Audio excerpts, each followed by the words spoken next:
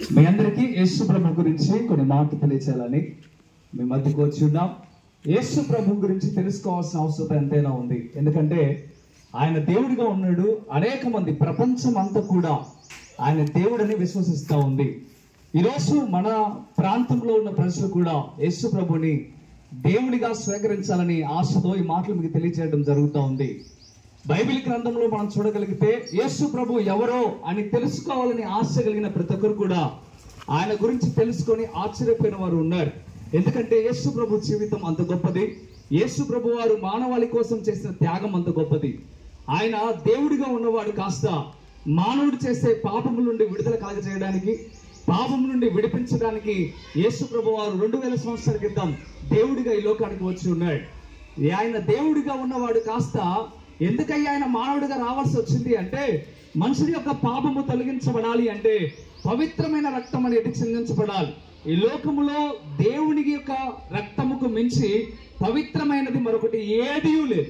అందుకే యేసు ప్రభు వారు మానవుడిగా ఈ లోకానికి వచ్చి ఆయన రక్తము కాచి మానవులందరినీ కూడా పరిశుద్ధులుగా మార్చడానికి ఇష్టపడ్డాడు. యేసు ప్రభు గురించి మనం తప్పక తెలుసుకోవాలి. ఎప్పుడైతే యేసు ప్రభు గురించి తెలుసుకుంటామో ఆయన నమ్ముకోవడానికి అవకాశం ఉంటుంది. దేవుని యొక్క వాక్యం చెప్తుంది, నమ్మిన వారు రక్షించబడతారు. ఎవరైతే యేసు ప్రభు గురించి వింటారో, విని విశ్వాసము కలిగి ఎవరైతే బాప్తిసంలోనికి రాగలుగుతారో వారు రక్షించబడతారని దేవుని యొక్క వాక్యం తెలియజేస్తా ఉంది. నమ్మి బాప్తిసం పొందువాడు రక్షించబడునని దేవుని మాట తెలియజేస్తా ఉన్నాయి. కనుక మీరందరూ యేసు ప్రభుని నమ్మాలని, మీరు రక్షించబడాలని, ఈ ప్రాంతమంతా రక్షించబడి పరలోక రాజ్యము చేరాలని ఆశతో ఈ మాటలు తెలియజేస్తూ ఉన్నాం. యేసు ప్రభుని మీ సొంత రక్షకుడిగా అంగీకరించండి. ఆయన మన పాపములను విడిపించి మనల్ని గొప్పవారిగా చేస్తాడు. యేసు ప్రభు వారు ఏ మాత్రము తనలో పాపము లేకుండా మానవుడిగా ఉన్నప్పుడు జీవించాడు. మనుషులమైన మనము కూడా ఏ మాత్రము పాపం మనలో లేకుండా జీవించాలని ఆయన కోరుకుంటున్నాడు. ఎవరైతే ఈ లోకంలో పాపాన్ని జయిస్తారో వారు మాత్రమే పరలోక రాజ్యము అనగా మోక్షంలో చేరే అవకాశం ఉంటుంది.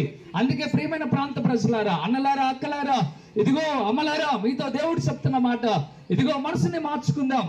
మతాన్ని మార్చుకోవాల్సిన అవసరం లేదు, వస్త్రాన్ని మార్చుకోవాల్సిన అవసరం లేదు, ఇదిగో నీ యొక్క పరిస్థితులు ఏది మార్చుకోవాల్సిన అవసరం లేదు, కానీ నీ మనసుని మాత్రం మార్చుకో.